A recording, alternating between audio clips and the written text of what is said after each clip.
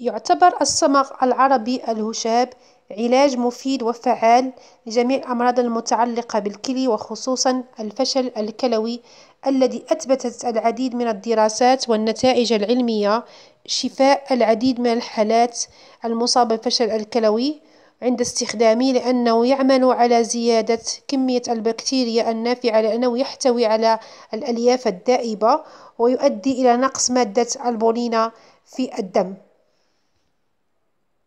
ويعالج جميع المشاكل المتعلقة بالجهاز الهضمي كالقولون العصبي والقولون التقرحي والغازات والانتفاخ وسوء الهضم، وكذلك يقي من سرطان القولون، ويعالج الكوليسترول الضار وداء النقرس، وكذلك هشاشة العظام، ويرفع مناعة الجسم، ويقلل من ارتفاع الضغط الدموي والداء السكري.